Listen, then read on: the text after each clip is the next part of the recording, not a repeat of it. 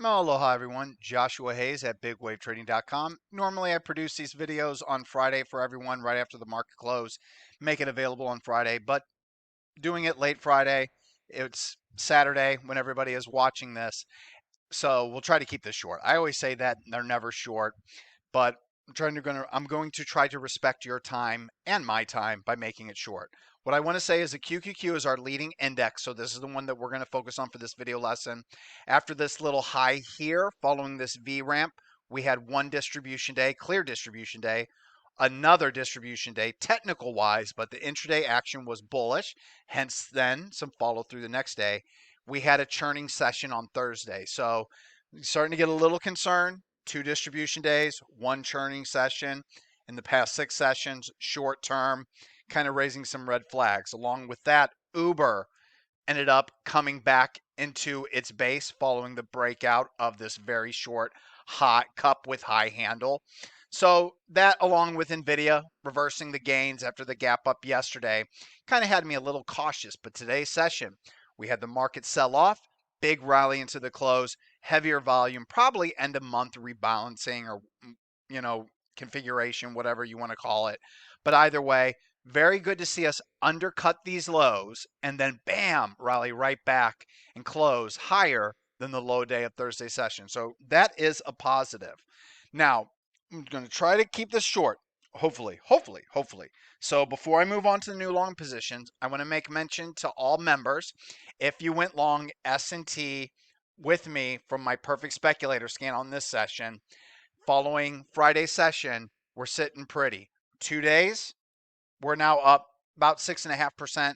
I know that's not much, but I like to trim and trail. You do not have to. There is no sell signal here whatsoever, but I have a bad habit of locking some in. That way, if we do get a reversal Monday or Tuesday and I have to stop out, my loss is going to originally, the final stop loss is here.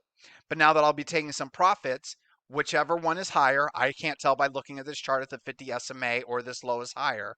Whatever is the higher of these two options will get my final stop. But I want to go ahead and lock in 10% just to lock in some gains. In case it reverses, I won't be that upset. So it's good to see a new long position work.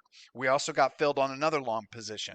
But more importantly, on these weekend videos, I showed everybody MRX this day, and I told everybody on a standalone basis, on a single day basis, this is a grade A signal. Now it's grade A minus overall based on just the base, the structure of the base, the lack of green bop bars leading into it, but that volume truncation with max green bop and the pocket pivot point signal off the 21 EMA and not too extended from the 50 SMA, that would be grade A minus, and that worked out great. Everything was perfect there very quickly, which made me hopeful we were going to get more of signals like this. We got a 25% gain in under a month in the MRX. So I was hoping we were going to get more grade A signals. We did not. However, the weekly squeeze scan has been very good at producing stocks that we've gotten long, like ATGE. Sadly, though, I got triggered in right before earnings. Can't load the boat because it's a binary event, and it worked very well. I bring this up because there was even a better signal, and I got a great signal here. Members know all about it. Right off the 50 SMA, I really like this setup, like this chart, but I couldn't even get long because there wasn't even a week till earnings, but another gap up and rally. I bring this up because RDVT, ATGE, they all come from my weekly squeeze scan. My weekly squeeze scan, when stocks are in the scan, there is, in the white arrows, whenever I add it to the scan, there has been a very great habit of these stocks gapping up following earnings. Well, remember the previous week how I told you EAT was the only stock that made the scan? This week, only one stock new made the scan, BBW, but it did it right before earnings. That being said, what did BBW do on earnings? Big, huge move higher. It's been 100% for the stocks that have made this scan, what they do to earnings. Does that mean that if the new stock comes in the scan and it has earnings coming up, I should get long? Probably, knowing my luck. And it's just the way the market works, guys. It's not a big deal. The market's not out to get me or you. It's just You know, it's just Murphy's Law. I'll take the one that does the gap down, but that's okay. But that being said, the scan has gotten some great names. Now, I bring that up because sadly last week I made a critical error. I gave everybody EAT with this signal, pocket pivot point signal, made the weekly squeeze scan the day before. My game plan, I was going to get long above 155.24, 155.25 like I told everybody. And I believe even in the video lesson, I let you guys know my limit offset was 156. Now, the normal procedure and the proper way to do this is I give myself a 1% limit offset.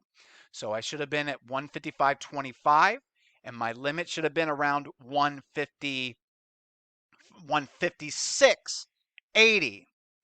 The low a day, the next day was 156.68, which means I should be long EAT, right? No, I got too cute. I outthought myself. 156 was my limit. I did not get filled, but in the past 4 days, EAT has given anybody that watched this video lesson that did the proper limit offset to the buy stop of 1%, a 10% plus gain. Now, what I will do is review the trade if I was long. So let's say I went long EAT and I got filled. Well, following this session, being up 6% plus in 1 day, I would lock in 10%. The next day, nothing to do. But following Friday's session, I would probably, more than likely, lock in another 10% just in case it reverses. And my final stop initially was down here. Where do you think it is now? The uptrending 50 SMA. So congratulations to anyone that took the EAT trade. Unfortunately, I outsmarted my own self, and I do not have a position in EAT, but that's how I would trim and trail.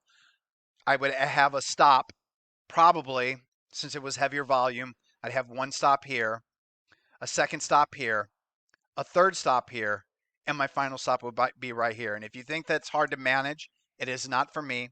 I have interactive brokers. I use the trader workstation. I've been using it for so long. It's very simple to do these orders on my end, and it's very quick with the trader workstation. So that's how I would use EAT, but you could simply use a trailing 21 EMA or 50 SMA. So that's that with EAT. Now, what do I have for this coming Monday? Well, I would normally take all of my signals, and then I would, let's say I had 100% cash. Based on the signals that I received on Friday, I might put 20% into T for the pocket pivot point signal bounce off the 50 SMA. Very tight coiling, high tight flag. I might do 20% in Walmart. Heavier volume, got green bop, looks like a cup with handle to me. That would get 40%. And then I might put 60% into PLTR, which is a cup with high handle, pocket pivot point signal, heavier volume, green bop, relative strength at new highs. That's why we get more. But I'll be honest, what I'm doing, I'm all in on PLTR. So I'm canceling all the buy stop orders I have on the books. I canceled FT&T yesterday. I had a buy stop above the recent high. And then there's one more name. Sorry, guys. I should know, but I don't. Where is it at? TGLS. So TGLS is still on the books with a buy stop. Don't know why I don't have a line drawn here. Let's just go ahead and put it in for everybody. This is where my buy stop is, but I'm going to cancel it. So any capital I have in the margin account, the buying power, the margin, whatever I have available, all in on PLTR. So PLTR is my trade for the upcoming week. I'm looking, remember, now in case you guys aren't familiar, PLTR is in my long-term portfolio, and it is one of only 5 stocks that I consider a forever hold. TSM, AVGO, NVIDIA, all semiconductor related, then Tesla, then PLTR. So it's already my long-term portfolio. It's a big position, and it's a forever hold. What I plan on doing in PLTR is I'd like to get long above 131.94, 131.95 for the buy stop. I'll have a 1% limit offset, and I would normally calculate my size and risk to this low. But what I'm going to do is I'm all in. I'm going to go all in the swing account on PLTR, 200% long if it fills in that account after Monday morning. And my risk, I think what I'm going to do is normally, since it's going to be all in, but it's not going to be 200% of my capital. It's just, it's going to get up to 200%. My final stop should be here, but I want to give this room to breathe. So what I will probably do, not 100% certain yet, that 21 EMA is right there. So no matter what, 50% will be here. If it violates the 21 EMA, whatever the low a day is following that violation of the 21 EMA, that will be my final stop. But I already have a large position in PLTR in the long-term portfolio, but this is a beautiful swing setup. You could call it a base on base, you could call it a double bottom with high handle, you could call it a cup with high handle. But either way, it's going in the swing account, and I'm swinging big, everyone. All right. Have a wonderful rest of your weekend. I love each and every one of you. Aloha.